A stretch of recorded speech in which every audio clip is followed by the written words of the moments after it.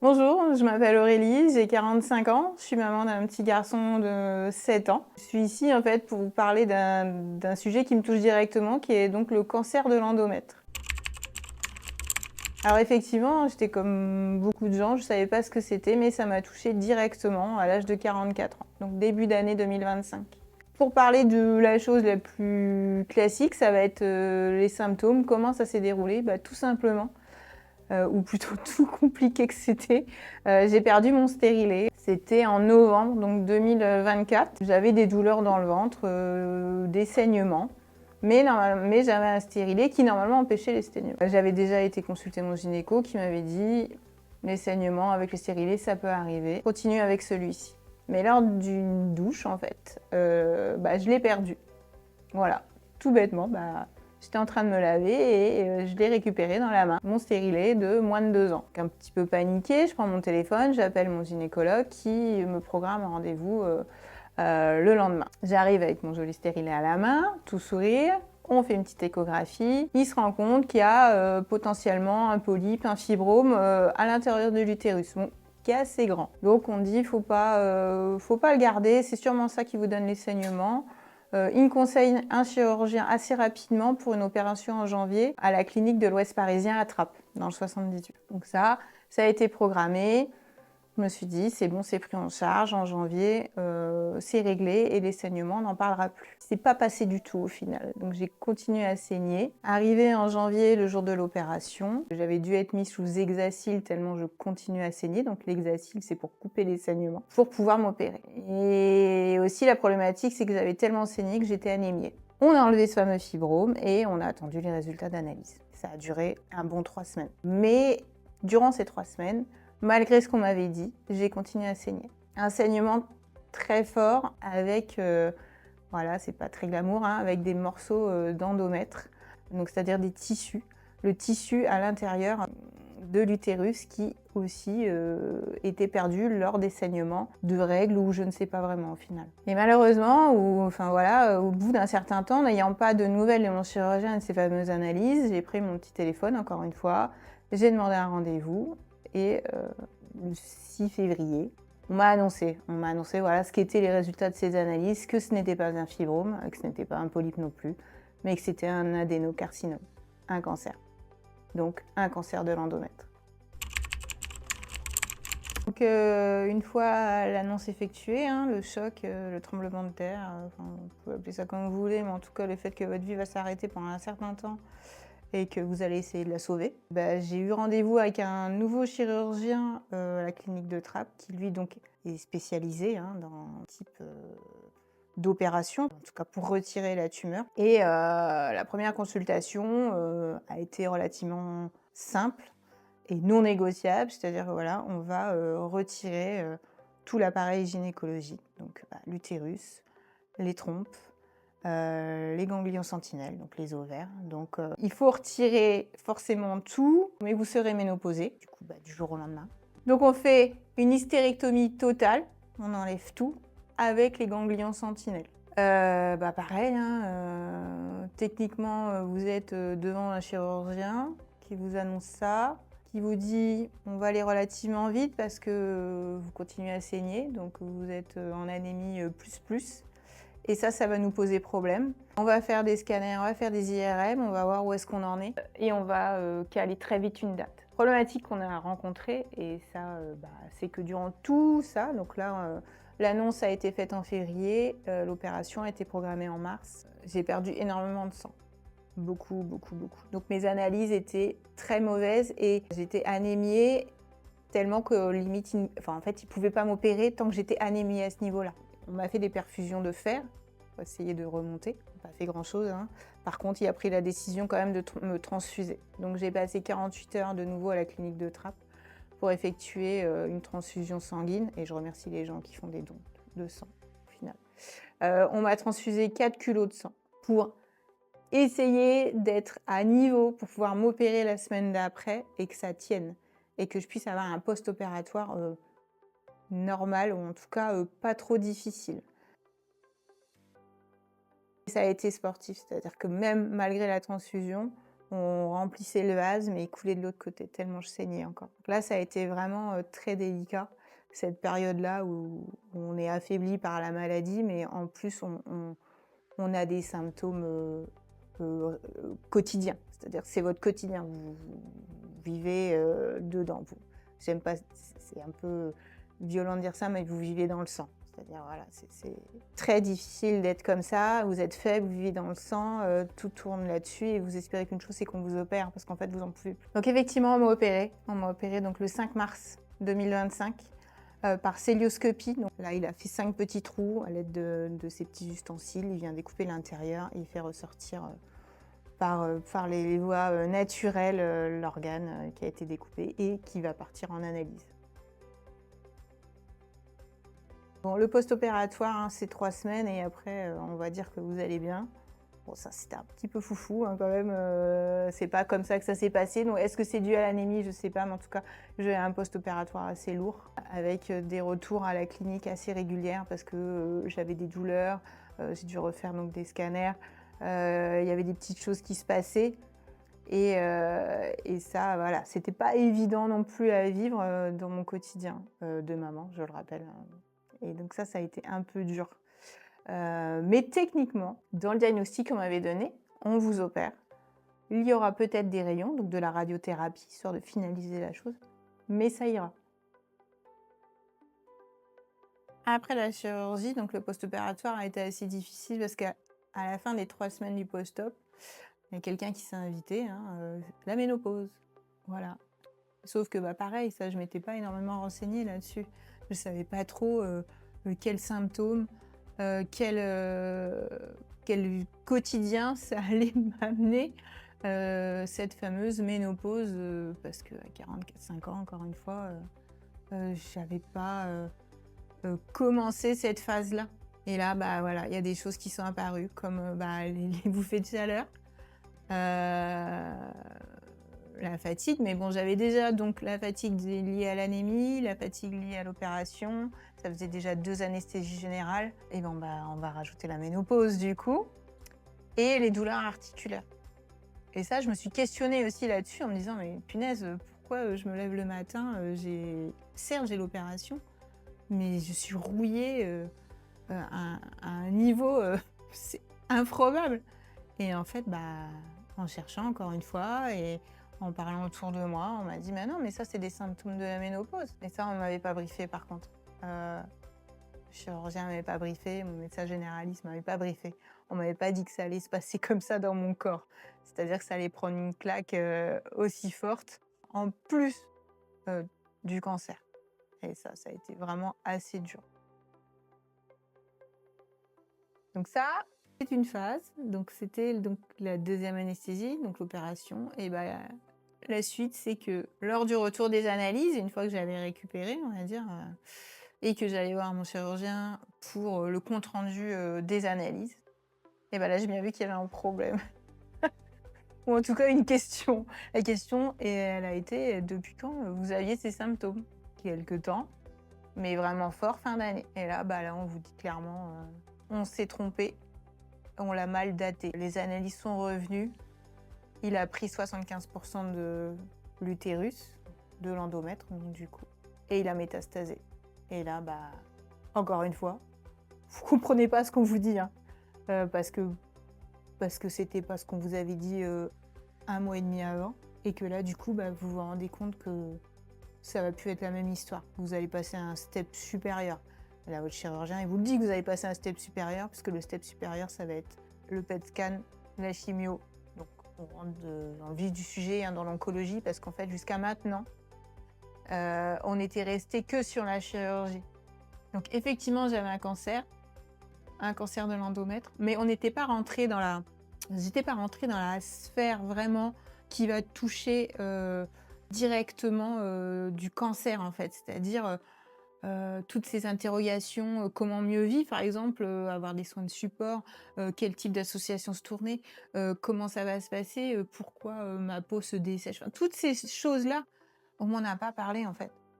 Et là, ça a été un vide aussi, une grosse difficulté dans le quotidien de pas avoir beaucoup d'informations.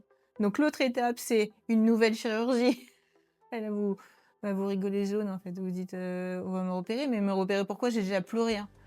En fait, on va vous repérer parce que comme vous avez des ganglions métastasés, on va vous réopérer et on va vous retirer la chaîne ganglionnaire aortique. Qu'est-ce que c'est que ça? C'est pareil, mystère. Oh, et donc là, on vous explique, ça passe derrière les intestins, il faut aller tirer toute la chaîne ganglionnaire parce que potentiellement, et il y aura des métastases aussi, ou s'il n'y en a pas encore, il va y en avoir. Donc on reprogramme une opération, donc ça c'était le 23 avril, hein. J'ai eu 45 ans le 22 avril. Le 23 avril, c'est reparti pour une opération. Et puis là, on vous dit aussi, du coup, vous allez avoir de la chimio. Bonne chimio. Et puis vous aurez des rayons. Et puis là, ça vous emmène sur plus d'1 an de traitement. Et encore une fois, là, vous vous dites, c'était déjà une éruption volcanique lors de la première annonce.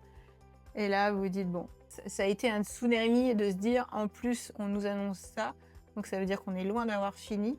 Je sais pas vraiment dans quel état mon corps va le vivre, c'est-à-dire je vais m'en sortir ou je vais pas m'en sortir en fait. Techniquement, c'est quoi la suite? Annoncer aux autres, annoncer à sa famille de nouveau que le STEP, on est passé à un truc supérieur et qu'au final, on va rentrer là dans la sphère du cancer, hein. Celle qui fait peur, celle qui enlève les cheveux, celle qui fait grossir, maigrir, celle qui rend malade, bref, celle qui fait peur. Et là, ça a été l'angoisse plus de se dire on va pas y arriver et je vais pas y arriver.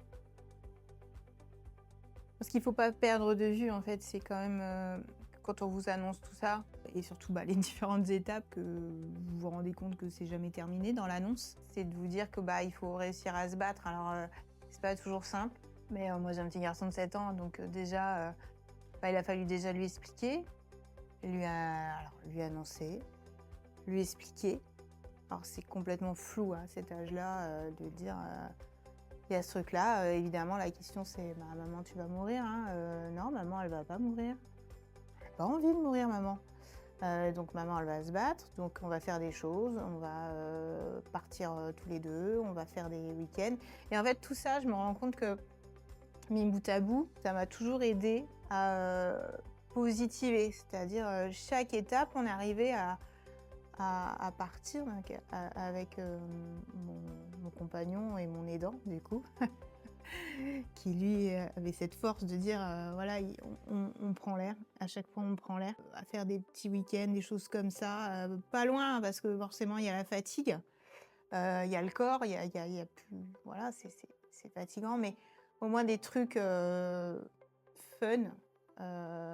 Ça m'a beaucoup aidé. Ça m'a beaucoup aidé, mes amis m'ont beaucoup aidé aussi, ma famille, mes amis. Ça a été la clé, et c'est encore la clé, et je pense que ça va être longtemps la clé du fait d'avoir le courage de se battre et de rester positif. Moi, je suis quelqu'un de passionné, j'ai la passion des chevaux, c'est ma vie, c'est depuis toute petite. J'ai fait des projets, du coup, j'ai rencontré des gens super pour faire ces projets. Voilà, d'avoir un poulain avec la jument de ma vie, en fait. Et là, j'ai pu rencontrer des gens super qui m'ont suivi dans le projet, qui aujourd'hui me suivent encore et m'épaulent, en fait, par un message. Et ça m'aide. Je me dis, voilà, printemps 2026, on aura un nouveau membre dans la famille. Bon, il aura 4 pattes, 2 oreilles et une queue. Hein, il sera différent, il ne rentrera pas dans le salon. Mais si moi je suis pas là, comment ça va se passer en fait? Donc j'ai cherché à avoir, et on a cherché à avoir une carotte dans la positivité. C'est vraiment le truc de dire, allez, là on fait ça, on fait ce step-là, et on se dit, d'ici 15 jours, 3 semaines, ça va mieux. C'est relatif. Hein. Ou on fait un resto. Ou on va visiter un château. On va faire les châteaux de la Loire. Alors, toujours à faible allure, hein, attention. Et tout ça, ça m'a tiré vers le haut. Mais toujours dans ce truc à chercher des réponses par rapport à ce cancer de l'endomètre, de se dire, il est là, on me l'a enlevé. On m'a enlevé ma tumeur, une grosse tumeur. Donc déjà, il est plus dans moi. Donc ça, c'est important de le dire. Psychologiquement, ça aide. Mais du coup, le côté positif, je l'ai gardé tous les jours, mais je l'ai gardé dans le sens où je cherchais à me rendre utile, dans le sens où à continuer à me nourrir de la vie, en fait, à me nourrir, d'aller visiter des choses, de faire des musées, de rencontrer des gens. Donc je me suis inscrite dans des associations. Je suis venue à Cœur de Vie, ici. J'ai rencontré Sandra. On a passé, c'était en plus ce rendez-vous, hein, donc je le dis. Et c'était, voilà, et on a passé 2 heures, je crois, à échanger là-dessus, à trouver comment arranger ma tête. Et ensuite, je me suis inscrite aussi dans d'autres associations, les Combatives, Rose Up, qui fait partie. Et tout ça, en fait, mis bout à bout, j'ai commencé à avoir des réponses à toutes mes interrogations. Et en fait, tout ça, au fur et à mesure où j'avais des réponses, bah, je me rendais compte que ça me faisait avancer. Ça me faisait avancer, du coup, dans le côté, je me nourris de ces réponses, donc je me cultive, j'en apprends. Et j'apprends à connaître la chose invisible qui est en moi et à la combattre, du coup. Je voulais quelque chose de moderne et qui potentiellement pouvait me représenter, donc d'assez fleuri et assez fun. Et du coup, j'ai cherché et je suis tombée donc en passant par leur site chez la distributrice, donc Sandra, Cœur de Vie à Versailles, et on est venu. Mais comme je savais déjà ce que je voulais, c'était assez simple au final. Mais ça m'a permis de pouvoir essayer, de me rendre compte, de toucher, de voir et de trouver, du coup. Parce que ça, c'était important aussi. Et en plus de ça, donc de l'image que Sandra m'a aidée et réconciliée, même si je crois que quand j'étais venue, j'avais encore mes cheveux, mais j'étais préparée. Donc, je savais que j'allais avoir une solution de repli.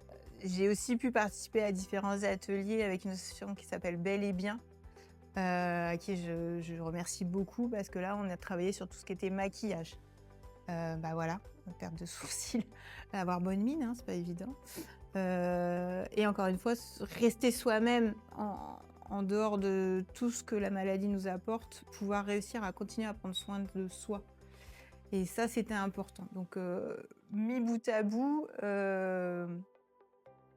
j'ai réussi à m'accepter. Alors, c'est un grand mot, hein, je vais pas mentir non plus. Il y a des matins, on n'a pas envie de s'accepter. Il y a des matins, on veut pas se regarder. Parce qu'on n'est plus celle qu'on était l'année dernière. Et ça, c'est dur. Mais au moins, on a un petit truc qui nous aide à rester nous-mêmes. Donc ça, c'est l'à côté. On appelle ça les soins de support. Mais au final, c'est super important. Parce qu'on en a besoin. On a besoin de prendre soin de soi. Parce qu'au final, les journées, sinon, elles sont longues. Elles sont longues dans l'attente du prochain rendez-vous, elles sont longues dans l'attente d'aller mieux, c'est-à-dire un lendemain de chimio, quand vous êtes raplapla. Vous allez faire un masque, vous allez prendre soin de vos mains, de vos pieds, vous allez faire vos ongles, parce que ça fait partie de la chimio. Au final, du coup, le temps, il passe, mais on se réconcilie aussi un petit peu avec soi-même. Donc ça a beaucoup aidé. Et pour ça, voilà, il y a des gens vraiment...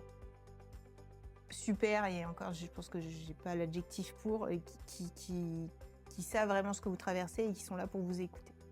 Et ça, pour moi, ça a pas de prix parce que ça fait partie aussi d'une espèce de forme d'acceptation du fait que, oui, j'ai un cancer particulier, mais au final, je vais avoir tous les symptômes des autres, dont la chimio. Et donc, du coup, j'ai fini ma chimio. C'était jeudi dernier, la dernière. Ça n'a pas été simple, hein, mais dans l'ensemble, je suis là. Donc, c'est que ça va. Mais bon, c'est pas fini, hein. Quand il n'y en a plus, il y en a encore. Donc, j'attaque la radiothérapie au mois d'octobre pour 5 semaines. Donc, la radiothérapie, c'est du lundi au vendredi, tous les jours, durant 5 semaines. Et puis, on va bien voir ce que ça va donner, hein, parce que là, voilà, cancer de l'endomètre, je le répète, appareil génital, pardon. Donc, on va venir envoyer les rayons sur tout le plancher pelvien. parce que comme ils ont eu les métastases en plus, donc on va vraiment cibler toute la partie basse. Alors, on verra comment ça se passe, hein, les effets secondaires, comment je vais le vivre, le quotidien, encore une fois, hein, de femme. Comment je vais vivre ça? Ça, c'est une interrogation, hein, parce qu'on ne s'épanche jamais sur ce sujet-là. Le côté femme, féminin, physique, sexuel, toutes ces choses-là, on n'en parle pas. Donc, bah, je serais peut-être amenée à vous en reparler, du coup. Peut-être que j'en saurai plus. Mais en attendant, voilà ce qu'il en est. On me laisse un mois de répit dans ces méandres du cancer qui ont débuté donc depuis janvier, quoi. Voilà pour la petite histoire. Donc n'oubliez pas, un cancer de l'endomètre, ça ne touche pas que les femmes ménopausées. Ça peut toucher des femmes plus jeunes. Écoutez votre corps. Si vous sentez qu'il y a un problème, forcez. Je sais, c'est pas facile, hein. Je sais très bien qu'il faut toujours se battre pour se faire écouter.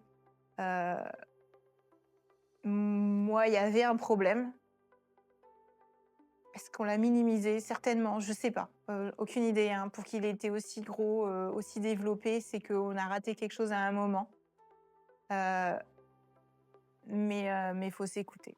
Moi, j'avais des problèmes, j'avais des soucis, j'avais des hémorragies. C'était pas juste des règles, en fait.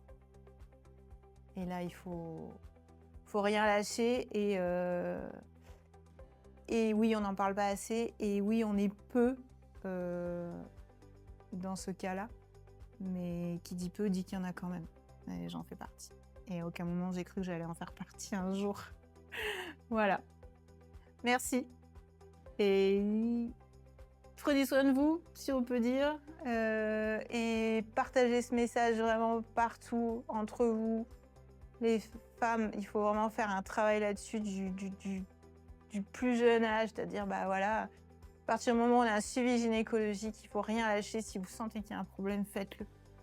Faites-le vraiment, vraiment, vraiment. Je veux que vraiment ce message y passe parce que j'y suis confrontée aujourd'hui et que c'est pas juste, mais qu'il faut en parler parce que plus on en parlera et plus il y aura des réponses. Et du coup, on nous écoutera un petit peu plus. Voilà.